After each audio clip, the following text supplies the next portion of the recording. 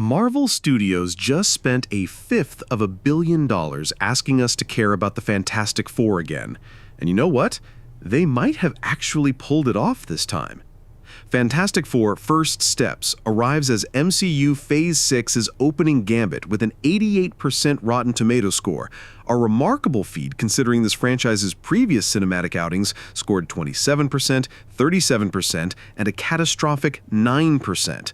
But before we get swept up in the fourth time's the charm narrative, let's dissect what Matt Shakman and his massive budget actually delivered.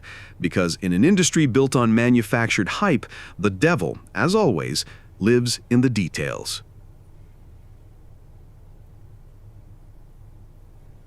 Shakman made one crucial decision that immediately sets this apart from its predecessors. He skipped the origin story entirely. Instead, we meet the Richards family already established as celebrity scientists in their retro-futuristic 1960s world. Reed and Sue are married, Johnny's the hotshot brother-in-law, and Ben Grimm carries the weight of his transformation with resigned dignity rather than fresh trauma. When Galactus arrives to consume Earth, our heroes must navigate both cosmic threats and family dynamics, while grappling with their public responsibilities. The central conflict isn't just save the world, it's save the world while maintaining the family unit that defines us. This shift from individual hero journeys to established family dynamics represents a fundamental reimagining of superhero storytelling, one that prioritizes emotional stakes over spectacular set pieces. At least that's the theory. The screenplay, credited to Josh Friedman, Eric Pearson, Jeff Kaplan, and Ian Springer, reveals a production in creative flux. According to insider reports, Friedman was brought in specifically to inject cosmic gravitas after Kaplan and Springer delivered a comedy-heavy draft. You can feel these competing visions wrestling throughout the runtime, moments of genuine family intimacy suddenly punctuated by quip-heavy action sequences that feel imported from a different movie entirely. The 1960s setting serves multiple narrative functions beyond mere aesthetic choice. It allows the film to explore themes of scientific optimism and nuclear age anxiety while providing convenient technological limitations that force our heroes to rely on teamwork rather than high-tech solutions. When Reed's stretching powers fail during the Baxter building sequence, the solution comes through Ben's strength and Sue's tactical invisibility, a character-driven resolution that feels earned rather than manufactured. But peeling back this surface reveals deeper structural problems. The film's middle act suffers from pacing issues that suggest extensive post-production restructuring. The transition from Earth-based family drama to cosmic-scale threat feels abrupt, and several emotional beats that should land with devastating impact instead register as obligatory plot points. Eben Moss-Bachrach's Ben Grimm emerges as the film's emotional anchor, bringing genuine pathos to what could have been a one-note monster role. His early scene with Reed's children, discussing the loneliness of transformation while helping with homework, exemplifies the film's strongest moments, quiet character work that earns its subsequent spectacle. The decision to cast a Jewish actor in the role also corrects a long-time oversight in previous adaptations. The casting process prioritized family dynamic over individual auditions, with 3 weeks of stage rehearsals dedicated to establishing authentic relationships and period-appropriate dynamics. This preparation shows in the domestic scenes, where the 4 leads achieve genuine chemistry. Pedro Pascal's Reed Richards avoids the typical absent-minded professor trope, instead presenting a brilliant scientist grappling with the ethical implications of his discoveries. Pascal brings gravitas to the role, while maintaining the character's inherent optimism about scientific progress. Vanessa Kirby's Sue Storm emerges as the family's emotional center, balancing maternal instincts with fierce protective power.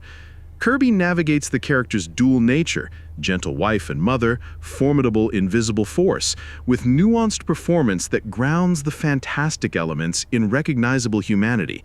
Her chemistry with Pascal feels lived in, suggesting years of shared partnership, both personal and professional. Joseph Quinn Johnny Storm provides the film's lighter moments, without falling into pure comic relief territory. Quollen captures the character's youthful cockiness while hinting at deeper insecurities about living up to his family's scientific legacy. Shakman's direction shines in intimate moments, but struggles with scale. His television background becomes apparent during the large-scale destruction sequences, where his camera often feels uncertain about where to focus amid the chaos. The Galactus encounter, while visually impressive, lacks the personal stakes that make the family scenes so compelling. The technical achievement here deserves recognition. Cinematographer Jess Hall's Kubrick in 1965 palette creates a genuinely distinctive visual language that sets this apart from generic MCU house style. The decision to use specialized cinematography and select IMAX sequences represents a commitment to visual storytelling that many blockbusters abandon for efficiency. The practical approach to production design pays dividends. Kazra Farahani's two-story Baxter Building set and Alexandra Burns' pale blue FF suits create tactile environments that ground the fantastic elements. The full-scale spacecraft miniature and animatronic Herbie demonstrate a commitment to physical reality, often abandoned in modern blockbuster production.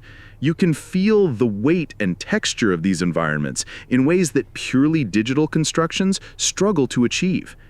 However, the VFX work reveals the strain of modern blockbuster schedules. While ILM's Galactus creation impresses, the extensive digital effects comprising over half the runtime sometimes feel rushed. The Human Torch fire simulations occasionally drift into video game territory, particularly during the climactic space battle sequences. Michael Giacchino's score deserves special mention. His Future Foundations leitmotif provides the emotional through line the script sometimes struggles to maintain, performed with full orchestral grandeur that elevates even mundane domestic scenes. All these layers converge to reveal something significant about our current cinematic landscape. Here's my hot take. Fantastic Four: First Steps succeeds precisely because it rejects the modern superhero paradigm rather than embracing it. In an era where Marvel properties chase relevance through multiverse complexity and legacy character cameos, Shakman's film dares to be self-contained. The 1960s setting isn't nostalgic escapism, it's a deliberate rejection of contemporary cynicism.